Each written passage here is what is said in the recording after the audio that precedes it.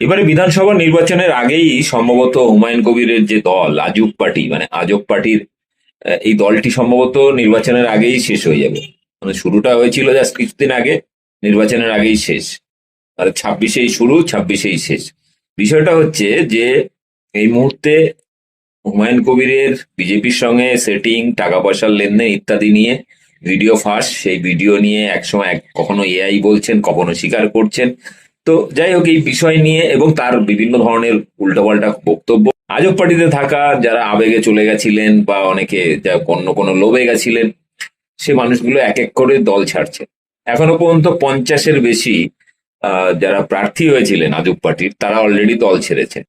এবারে সরাসরি মালদার জেলা সম্পাদক, মালদা আজব পার্টির মালদার জেলা সম্পাদক তহিদুর রহমান, তিনি কি করেছেন, প্রেস কনফারেন্স করে লিখিত চিঠি দিয়ে আজব পার্টিটা ছেড়েছেন, আম জনতা উন্নয়ন পার্টি ছেড়ে দিয়েছেন।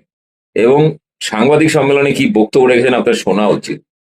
মানে এই যে একের পর এক ধাক্কা এবং সাম্প্রতিকতম কয়েকটি জনসভায় পুরো ফাঁকা মাঠ, এগুলো কিন্তু পরিষ্কার বলে দিচ্ছে যে আবেগের নেশায় যে মুসলিম সমাজ, বাবরি মসজিদের সুরসুরি হোক বা ধর্মীয় আবেগে হোক কিংবা হুমায়ুন কবিরের এই সমস্ত মুখরোচক ভাষণ শুনে যারা দৌড়াচ্ছিলেন, তারা কিন্তু এখন সরে যাচ্ছেন, অর্থাৎ তাদের চোখ খুলেছে, নেশা কেটেছে।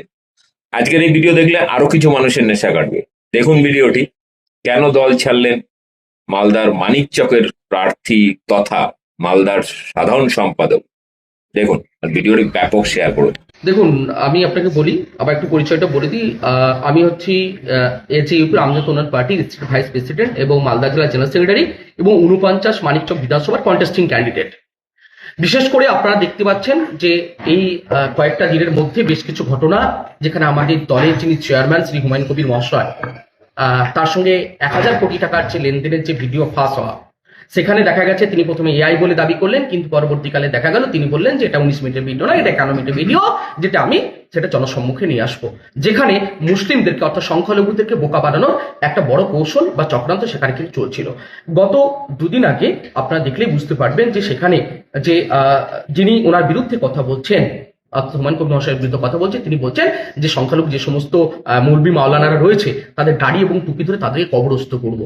এবং দেখুন এই যে যে সমস্ত ক্রিয়াকলাপগুলো করছে, শুধুমাত্র আরেকটা কথা আপনাকে ইঙ্গিত দিয়ে রাখি যে শুধুমাত্র এটা নয়, আপনারা যদি কখনো সংবাদ মাধ্যমের মধ্যে দিয়ে বলছি ওনার ব্যাপারে একটু ইনভেস্টিগেশন করা হোক, তাহলে সত্যটা আসলে উন্মোচিত হয়ে উঠবে যে উনি কিসের সঙ্গে যুক্ত আছেন এবং তিনি যে সমস্ত এজেন্ডা নিয়ে, অর্থাৎ সাম্প্রদায়িক এজেন্ডা নিয়ে তিনি যে ইলেকশনটাকে লড়ছেন, যে এজেন্ডার সঙ্গে আমার কোনো মিল নেই। কারণ আমি চাই এ বাংলা সোনার বাংলা হয়ে গড়ে উঠুক, এ বাংলা সম্প্রীতির বাংলা হোক, এ বাংলা সাম্প্রদায়িকহীন বাংলা হয়ে উঠুক। তার যে কারিকুলাম, সেই কারিকুলামের সঙ্গে আমার যে ম্যানিফেস্টো বা কারিকুলাম, সেটা পুরোটাই অমিল। এই অমিলের কারণে আমি কিন্তু আজকে দল থেকে সমস্ত পদ থেকে প্রত্যাহার করছি। সে লড়াই আর লড়তে পারলাম না, কিন্তু আপনাদের সঙ্গে আমি সময়ে অসময়ে আপদে বিপদে সর্বদাই থাকবো।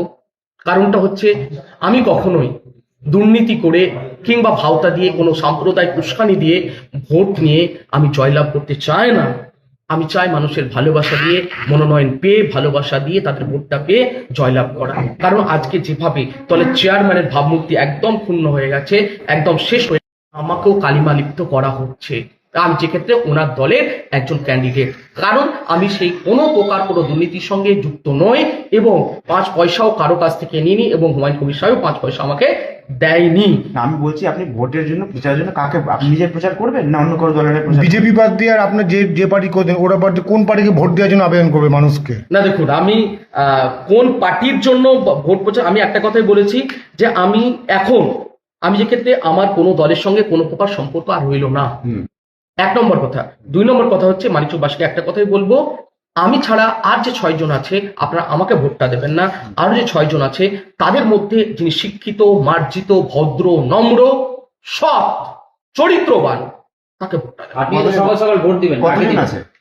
না, সেটা এখন বলা যাবে না। কারণটা হচ্ছে আমি আমার বিধানসভাতে আমার যাকে মনে হবে যে উনি আমার জন্য পারফেক্ট, তাহলে ওনাকে ভোটটা দেবো, নাহলে নোটাকে ভোটটা দেবো। বলছে হুমায়ুন কবিরের সঙ্গে বিজেপির যে একটা সম্পর্ক ছিল, কখন জানতে পেরেছেন? এই ভিডিওটা চেক করুন নাকি? দেখুন একটা কথা বলি, একটা সময় মানুষের সঙ্গে আমাদের সম্পর্ক তৈরি হয়, মানুষটাকে আমাদের চিনতে আস্তে আস্তে সময় লাগে।